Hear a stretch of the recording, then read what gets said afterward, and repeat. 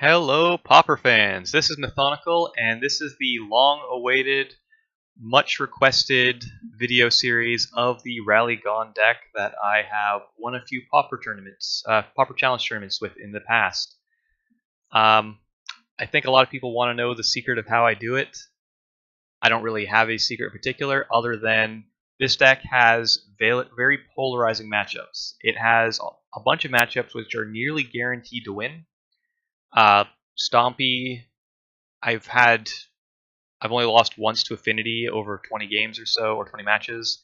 Boros Monarch is nearly guaranteed to win, so maybe it was a little side tech that I was showing videos of Boros Monarch and people hyped on that, play the deck that beats Boros Monarch. Yeah, maybe. Also, it has some very bad matchups, so if you do not like to auto-lose to the blue-black color combination, this is not really the deck for you. Every card that blue-black plays is great against us. For those of you who don't know, the main combo in this deck is the Midnight Guard plus the Presence of Gond. With this, you get to make infinite guys, and then Soul Sisters will gain us infinite life if we ever get that combo online. The secondary plan, which quite often turns into the primary plan, and it's the plan most people don't see coming. They'll usually be trying to play around the infinite combo, but we can start gaining a lot of life. This prevents us from dying to aggro decks and decks that just want to beat our face. And then we eventually generate enough tokens while gaining the life to have a fairly sizable army. And then our win condition is the Rally the Peasants, being able to just swing in for the win. We don't have any removal main board, and we're able to get away with that since there isn't really many creatures we're worried about. If they're playing creatures, we're gaining life. We don't really care. And we have infinite jump blockers, so being attacked doesn't really matter. And eventually we're going to have some force that's larger than anything they can produce, and we're going to win with that.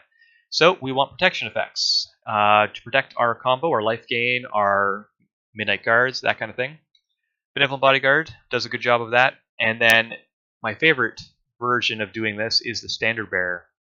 Not only does this protect the Midnight Guard or any of our other creatures, it also completely shuts down a lot of what many decks in Pauper are trying to do.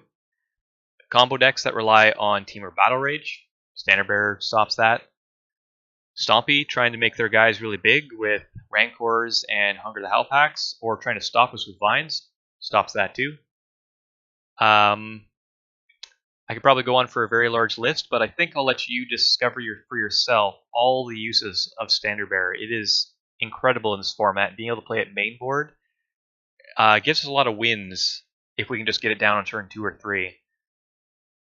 So the land base, a lot of math went into trying to make this to have the optimal number of sources. Feel free to just copy it or try to make little tweaks, but be careful. We're trying to keep enough red sources because of the Pyroblast tech in our sideboard. This is realistically our only way of trying to win against the blue-black color combination, hoping to get rid of some like Mole Drifters or something from burying us under card advantage, or to stop the Flicker combo.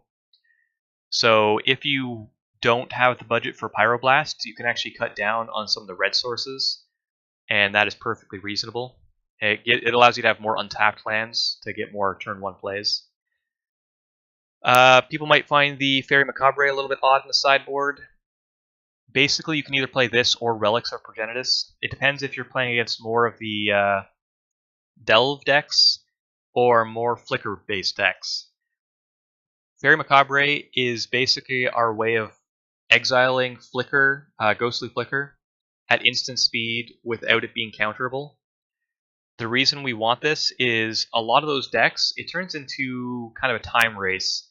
So we want to gain enough life so that way they can't reasonably win it with attackers, even though we probably won't win because they'll sweep our board.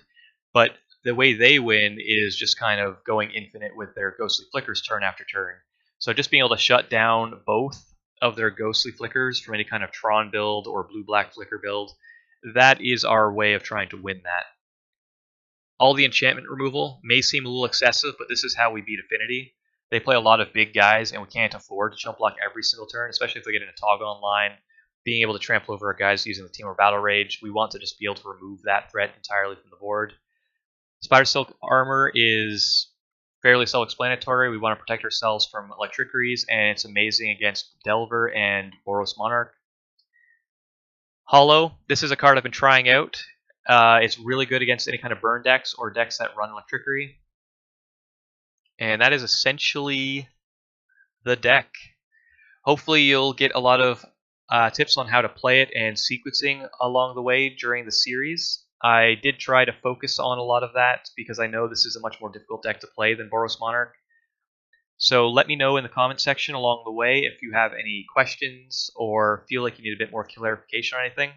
There's a lot of complicated sequences, and I'm pretty sure I missed some along the way. So I do apologize about that.